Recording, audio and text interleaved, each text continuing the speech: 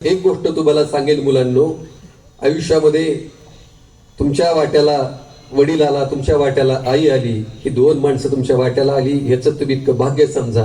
एकदा सुद्धा कोणत्याही वाईट कोणत्या कृतीचा विचार तुम्ही मनामध्ये करू नका. आणि जर तुम्ही त्या पद्धतीचा विचार केला तर सगळ्यात मोठा धोका तुम्ही कोणाला दिला असेल तर तो तुमच्या आईला दिला. कारण त्या आईने तुम्हाला लक्षात घ्या की तुम्ही तुमच्या शरीराचे आभार मानले पाहिजेत, आईचे आभार मानले पाहिजेत. गर्भात असल्यापासून तुमच्या छातीचे ठोके चालू आहेत, त्या माऊलीमुळे चालू आहेत. ध्यानात ठेवा, हे लक्षात ठेवा. तिला कधी फसवू नका, तिची मान खाली जाईल असं एक सुद्धा पाऊल टाकू नका. जर तिची मान खाली जाईल असं एखादं पाऊल टाकलं तर या जगामध्ये तुमचे इतका पापी दुसरा कोणीच नसेल. आणि म्हणून मी तुम्हाला सांगते की अनेक मोहाच्या वाटा आहेत, अनेक मोहाचे प्रसंग आहेत, अनेक गोष्टी अशा येतील. फक्त एक गोष्ट सांगेल, 10 दिवसातून 8 दिवसातून एकदा आईच्या चरणाकडे जा. मी तुम्हाला खात्रीने सांगतो, मी अनुभव घेतलाय. आणि तुमचा माथा आईच्या चरणाला टेकवा. आयुष्यात तुम्हाला सांगतो 4 धाम केल्याचा अनुभव तुम्हाला आल्याशिवाय राहणार नाही. लक्षात ठेवा की ज्या ज्या वेळेला आपण अनेक कथा शिक्षक तुम्हाला सांगत असतील, अब्दुल कलामांची तुम्हाला गोष्ट सांगितली असेल, धडा सांगितला असेल, अब्दुल कलाम याच पद्धतीचा प्रवास होता, यानाचा त्यांनी क्षेपणास्त्रांचा शोध लावला, क्षेपणास्त्र तयार केली, वैमानिकाची संधी फुटली. क्षेपणास्त्र तयार केल्यानंतर एका पत्रकाराने अब्दुल कलामांची मुलाखत घेतली आणि मुलाखत घेताना सांगितलं की तुमचं स्वप्न होतं विमानात उडायचं, मात्र तुमचं नशीब असं आहे विमानाच्या सुद्धा वर तुम्ही निर्माण केलेलं क्षेपणास्त्र अवकाशात गेले. आणि तो पत्रकार असं म्हणाला की कलाम सर, आता मला वाटत नाही की इतक्या उंच तुम्ही गेला, तुमची स्वप्न गेलीत, त्याच्यापेक्षा उंच जागा या जगात कोणती दुसरी असेल. तर कलाम सर असं म्हणाले की त्याच्यापेक्षा उंच जागा आहे. तर तो पत्रकार म्हणाला कोणते? तर त्यांनी सांगितले की माझ्या आईचे चरण हे त्याच्यापेक्षा उंच जागा आहे. आणि ज्या वेळेला मी माझ्या आईच्या चरणावर डोकं ठेवतो, मी तुम्हाला आवर्जून हे का सांगतो की लक्षात ठेवा, वडील खवळत असतील, वडील तुम्हाला मारत असतील, मारू द्या.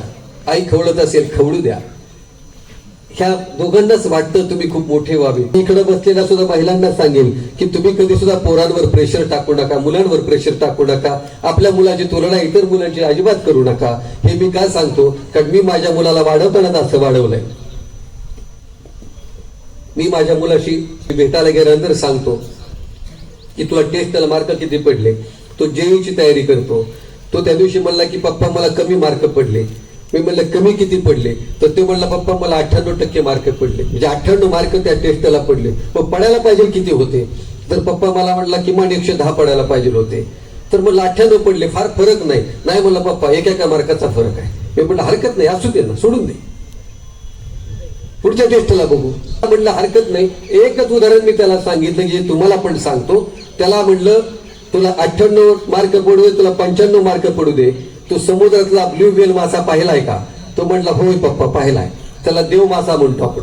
मला एका प्रश्नाचं उत्तर दे म्हणलं. तो देव मासा कुठे असतो? तो म्हणला खाली आहे, तळात. तो सारखा वर येतो का? तो म्हणला नाही पप्पा, तो कधीतरी येतो. पण त्यांनी ज्यावेळेला अशी झेप तुम्ही बघितलं बघा, एखाद्या तुम्ही जर बघितलं टीव्हीवर वगैरे कुठे तुम्हाला त्या चॅनलवर दिसलं ना, तो असा खाल्लं सूर मारतो वर. ब्ल्यू व्हेल मोठा मासा आहे, म्हणजे एवढा मोठा मासा. तर तो केव्हा तरीच वर येतो, सूर मारतो. तर तो म्हणला पप्पा, तो कधीतरी महिन्यातून एकदा येतो, दर्शन देतो. मी म्हणलं लक्षात ठेव, आयुष्यात हा ब्ल्यू व्हेल मासा लक्षात ठेवायचा. कारण लक्षात ठेव, तो सूर केव्हा तरी एकदाच मारतो, मात्र त्याचा सूर बघण्यासाठी किनाऱ्यावर गर्दी उभा असते, तासन तास ताट कळत. कारण तो सूर मारणार आहे म्हणून असाच सूर तू पण मारायचा. तुला सुद्धा पाहण्यासाठी गर्दी अशीच किनाऱ्यावर उभी असेल. हीच गर्दी तुमच्या किनाऱ्यावर तुम्हाला पाहण्यासाठी उभी असणार आहे. आईने कडकच असलं पाहिजे. त्याची आई कडक आहे म्हणून त्याची गुणवत्ता आहे. कारण एकाने कडक राहिलं पाहिजे, एकाने नॉर्मल राहिलं पाहिजे. दोघांनी पण कडक राहायचं नाही, दोघांनी पण नॉर्मल राहायचं नाही. कुणीतरी धपाटे मारायचा आहे. आणि धपाटा तुम्हाला सांगतो का, धपाटा तुम्ही पण खायचा. लक्षात ठेवा की अशीच मुलं घडत असतात, व्यक्तिमत्वाचं घडत नसतं. आणि कम्युनिकेशन मुलांची, मी तुम्हाला सांगतो की आई बाबाशी कधी गप्पा मारल्या का? हात वर करून मला सांगा की आईला सांग, आईला थांबवले, थांब मला गप्पा मारायच्यात. मारल्यात का गप्पा? प्रामाणिकपणे सांगायच्या. तुम्ही या विद्येच्या मैदानावर आहात, प्रामाणिकपणे हात वर करायचा की मी आठवड्यामध्ये आईशी गप्पा मारले. प्रामाणिकपणे हात वर करायचा. एकाचा सुद्धा हात वर नाही. तुम्ही प्रामाणिकपणे हात वर करायचं की वडिलांची गप्पा मारलेत.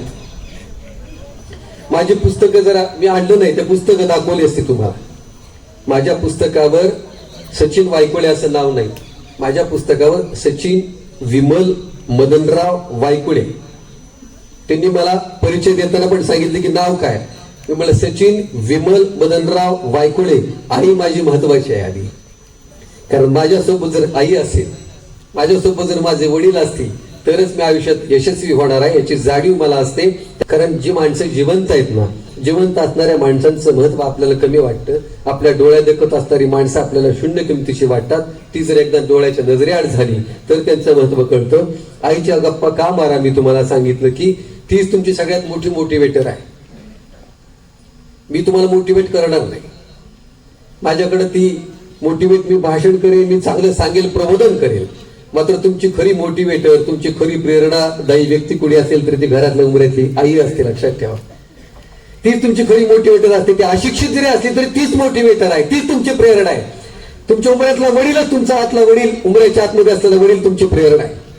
त्यामुळं लक्षात ठेवा की मला सांगा, तुमच्या इथे ज्या मुली बसलेत, मुलं बसलीत, मुलीने कधीतरी बाबांना म्हणावं, कधीतरी आईला म्हणावं की मला सहलीला जायचे, पैसे द्या. पैसे नाहीत असं आई वडील कधीच सांगणार नाही, तुम्हाला ते पैसेच देतील. की ही दोन माणसं अशी आहेत, एकदा का मातीआड झाली पुन्हा नजरेत कधीच समोर येत नाहीत. आणि म्हणून मी पोरांना सातत्यानं सांगत आलो की तुमच्या वाट्याला जोपर्यंत आई वडील आहेत तोपर्यंत तुम्ही सुरक्षित कवचामध्ये आहात. कारण या जगामध्ये या आई वडिलांच्या शिवाय तुमच्या सगळ्या बाबतीत संरक्षण करणारा दुसरा कोणताही व्यक्ती तुमच्या विश्वासाचा नसतो. त्या आई वडिलांचे हात जर तुम्ही घट्ट पकडले तर तुमच्या आयुष्यामध्ये यशाला गवसणी घालता येणार आहे. एकदा का आई बाबांचे हात सुटले तर तुम्हाला चुकीचे हात भेटत राहतील. आणि एकदा का चुकीचे हात भेटत राहिले तर हे चुकीचे हात तुम्हाला चुकीच्या मार्गावर घेऊन जातील. एवढी जरी जाणीव तुम्ही या आजच्या या निमित्ताने ठेवली तर मी तुम्हाला खात्रीने सांगेन की तुम्ही कधी सुद्धा वाईट मार्गाला जाणार नाहीत. मी मगाशी तुम्हाला सांगितलं होतं की या सगळ्यांच्या मध्ये एक फक्त आमच्या गुरुचा विषय सांगतो की मी ज्यांच्यामुळे इथं उभा आहे त्या माणसाबद्दल मला कृतज्ञता व्यक्त करणं खूप महत्वाचं वाटतं. की तुम्ही जर कधी पंढरपूरला जाताना, मी महिला भगिनींना पण सांगेन, मुलांना घेऊन आवर्जून जा. शिक्षकांना सांगेन ट्रिप काढा, तुम्ही अक्षरशः ट्रिप काढा मुलांची. पंढरपूरला तुम्ही गेलात की चंद्रभागा नदी आहे, चंद्रभागा नदी ओलांडली की पुढे गेल्यानंतर तुम्हाला थोडं पुढे गेले की पहिल्यांदा जर काही लागत असेल तर या बाजूला उजव्या बाजूला नवरंगी बालकाश्रम लागतं. आणि नवरंगी बालकाश्रम लागतं. त्या बालकाश्रमाकडे एकदा थांबा, गेटच्या समोर थांबा, गेट उघडा आणि आतमध्ये जा. गॅलरीत तुम्हाला मुलं दिसतील, मुली दिसतील. त्या मुलींना आणि मुलांना वाळवंटावर सोडून दिलेली ती मुलं आणि मुली आहेत, त्यांच्या वाट्याला आईबाप आलेले नाहीत. ते गॅलरीत उभा असतात दुसऱ्यांच्या आईबापाकडे बघत. त्यांना वाटत असते की मला सुद्धा बाप असला असता, मला सुद्धा आई घातली असती, तर माझ्या सुद्धा आईने चिवचा आणि कावचा घास म्हणून मला खाऊ घातला असता. पण माझ्या वाट्याला आईच आली नाही, माझ्या वाट्याला बापच आला नाही. ही चित्र ठिकाणचं अनाथ आश्रम सांगतं. म्हणून मी तुम्हाला आवर्जून सांगेल, पालकांना पण सांगेल, शिक्षकांना पण सांगेल की आई वडील नसलेली मुलं कशी दिसतात ना, ती तिथे बघा आणि पुन्हा येऊन स्वतःला आरशात बघा की आई वडील असताना आपण आहोत, आपण किती आनंदी दिसतो. आणि म्हणून मी तुम्हाला का खात्रीने सांगतो की या दोन माणसांच्या बद्दलच मी का बोलत राहतो की मला ही माणसं महत्वाची वाटतात.